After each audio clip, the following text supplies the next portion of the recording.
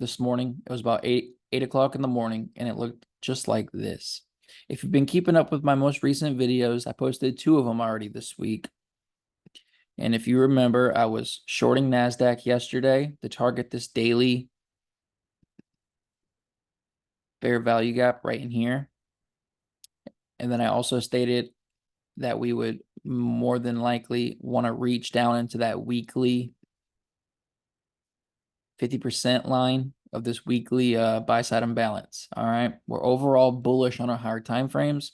There's no PD array below this buy side imbalance. That tells me there's no reason for this market to want to violate this buy side imbalance. If you look closely, we came right into equilibrium, consequent encroachment of our buy side imbalance, and then we rejected that. At one point in time, aka just that yesterday's closing price, this weekly candle was once all red. Okay, that probably scares a lot of you. Makes you not want to buy this. Makes you want to chase sells. But you got to zoom out, all right? Anyways, let's go talk about the setup I traded today. So when I came into the market at 8 o'clock, price looked like so. All right. I look left. What have we most recently done? Well, we rejected strongly off that weekly buy side imbalance. We have highs here. Let's zoom out.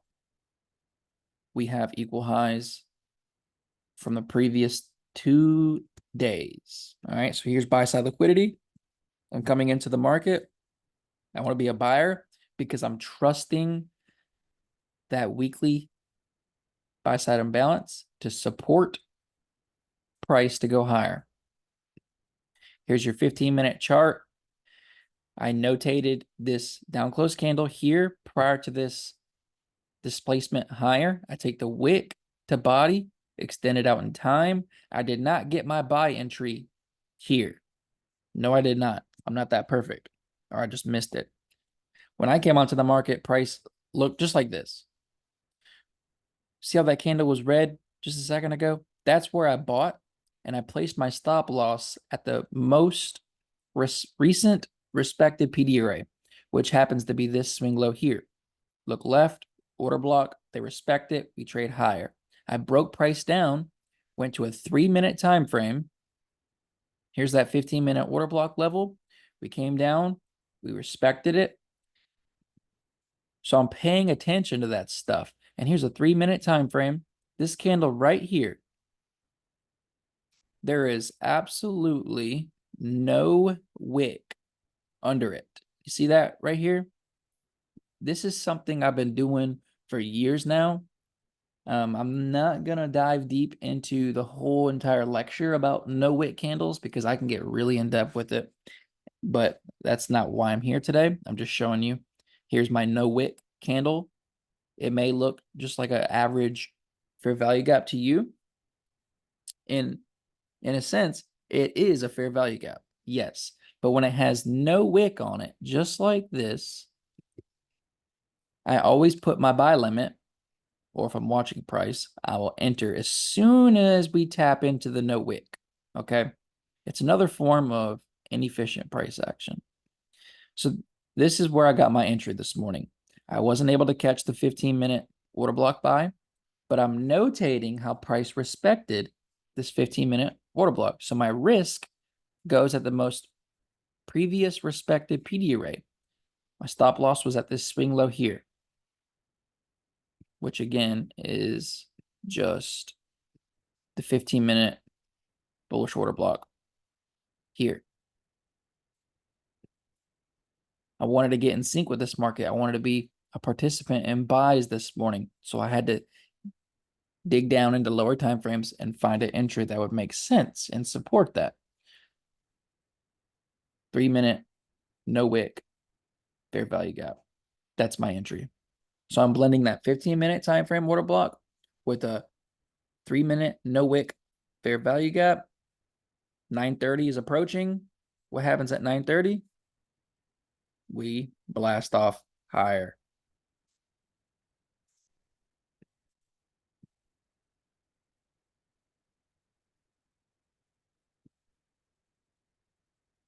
Where did we trade up to? equal highs. Right here. 80% of my trade is already scaled off. But I do want to show you.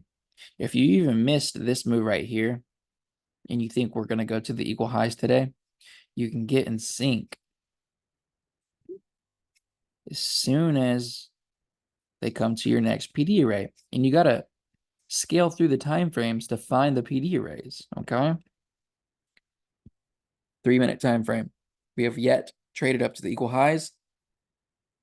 You missed both the entries I gave out down here. You missed the initial run higher. You don't want to buy up here. You want to wait for a PD array entry. Price trades lower. You want to buy as soon as they come into the fair value gap here. Boop. And then you get displacement higher here. We rebalance. Order block buy. Displace higher again. So you could have caught the run from here all the way up to here, which is a large move. We came off those highs, traded lower. One more time. Hopefully we can get some displacement up and above those highs today. That'd be nice.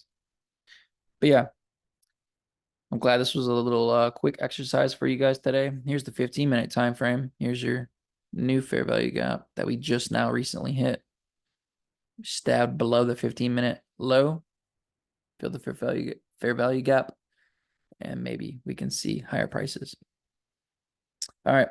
Hope you enjoyed. Just remember, guys, we're blending multiple concepts together.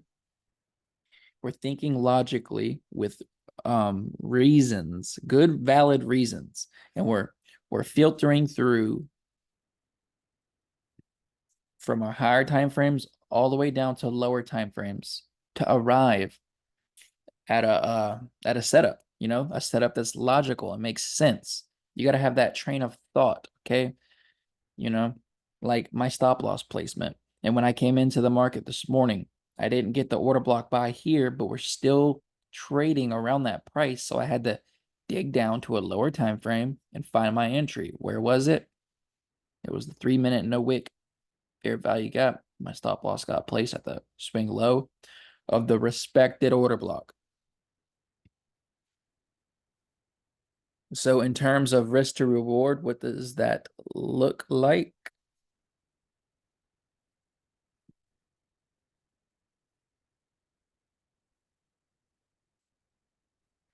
Go ahead, guys. Count the R.